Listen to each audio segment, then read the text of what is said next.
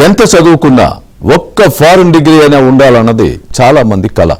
America వెళ్లి చదువుకోవడం చాలా మందికి డ్రీమ్. అయితే ఆ కల ఇప్పుడు చెదిరిపోతోంది. ఆ తపన కూడా తగ్గిపోతోంది.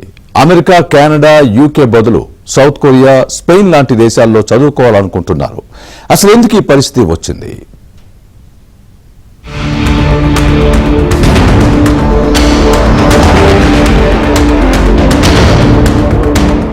అమెరికన్ యూనివర్సిటీలో సీటు సంపాదించడం భారతీయులకు, ముఖ్యంగా తెలుగువారికి ఒక డ్రీమ్.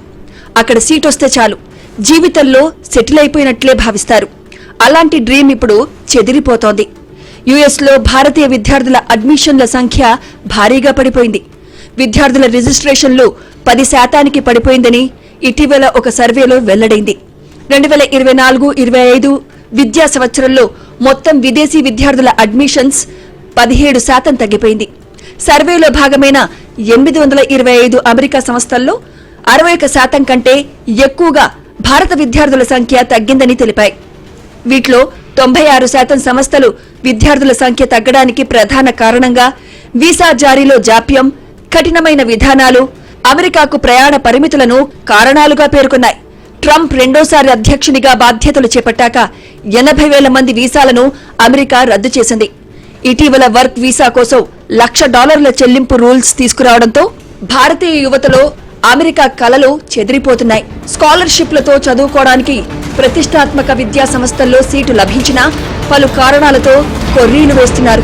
దీంతో అమెరికా ఎందుకులే అనుకుంటున్నారు విద్యార్థులు.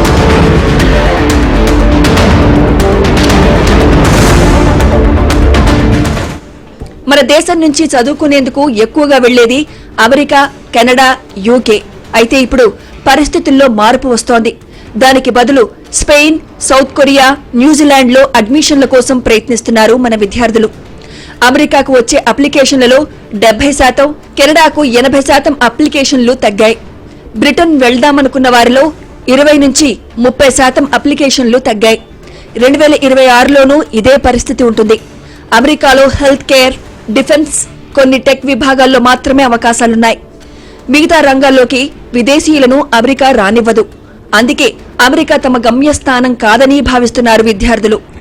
ఇది చదువు ప్రశ్న కాదు కేవలం. ఎందుకంటే అమెరికా వెళ్లే విద్యార్థుల్లో మెజారిటీ విద్యార్థులు మళ్లీ చదువుకున్న తర్వాత భారతదేశానికి వచ్చేయాలనే లెక్కలో వెళ్ళటల్లా గతం నుంచి కూడా. వీళ్ళు అక్కడికి పోయిన తర్వాత యూనివర్సిటీలో చేరిన తర్వాత కొంతమేరకు ఇక్కడి నుంచి డబ్బులు తీసుకెళ్లి ఫీజులు కట్టుకుని, స్టూడెంట్ లోన్స్ తీసుకెళ్లి ఫీజులు కట్టుకుని అట్లా ఉన్నా కానీ అక్కడ ఆ తర్వాత వాళ్ళ మెయింటెనెన్స్ కోసం అక్కడ అమెరికాలో చదువుకుంటున్నప్పుడు వాళ్ళకి కనుక స్కాలర్షిప్ లేకపోతే మెయింటెనెన్స్ కోసం చాలా చోట్ల పార్ట్ టైం పనులు చేసుకునేవాళ్ళు.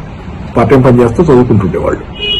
అలాగే చదువు అయిపోయిన తర్వాత ఏదో ఒక ముఖ్యంగా సాఫ్ట్వేర్ రంగం లాంటి వాటిల్లో H-1B వీసా లాంటిది ఏదో తెచ్చుకుని అక్కడ జాబ్ అమెరికాలో సెటిల్ అయిపోవాలనేది దూర ఆలోచన ఉండే. అయితే అది తర్వాత కాలంలో ఫస్ట్ ట్రంప్ రాగానే క్యాంపస్ బయట వర్క్ చేయడాన్ని, ఓవరాల్ గా క్యాంపస్ బయట పార్ట్ టైం పనులు చేసుకోవడానికి గట్టిగా టైటింగ్ చేశాడు. అది వద్దనేది దాని ఇమిగ్రెంట్స్ మీద ఇల్లీగల్ గా పనిచేస్తున్నారనే దాంతో రైట్స్ చేయటం, చాలా చోట్ల వాళ్ళని ఎక్కడ పని చేయకుండా బయట చేసింది వాతావరణం. ఉద్యోగం వస్తుందా అంటే అమెరికాలో H-1B వీసాల మీద పెడుతున్న రెస్ట్రిక్షన్స్. ఎందుకంటే H-1B వీసాలే 70% భారతీయులే తీసుకుంటారు. గ్రాడ్యుయేషన్ చదువు కోసం అమెరికా వెళ్తున్న వారి వల్ల అమెరికా ఆర్థిక వ్యవస్థకు దాదాపు $13 బిలియన్ సమకూరుతున్నాయి. కెనడాకు $12 బిలియన్, బ్రిటన్ కు $6 బిలియన్ ఆదాయం భారతీయ విద్యార్థుల వల్ల వస్తోంది. వారు చేసే ఇతర ఖర్చులు దీనికి అదనం. కెనడా సైతం విదేశీ విద్యార్థుల రాకపై ఆంక్షలు విధించింది.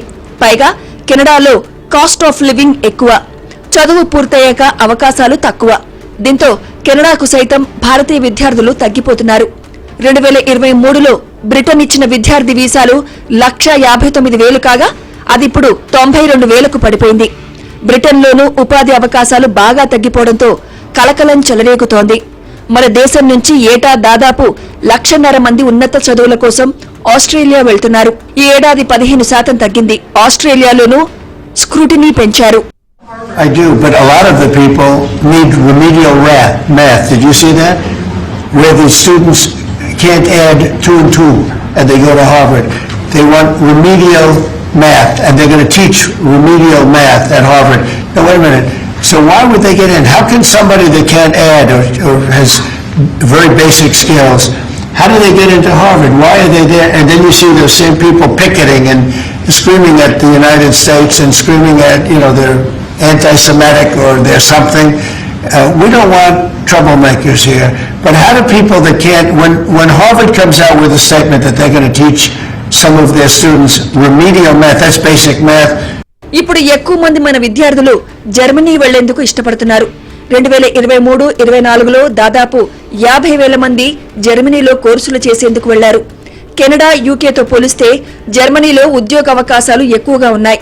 యునైటెడ్ అరబ్ ఎమిరేట్స్ మరో హబ్గా మారింది.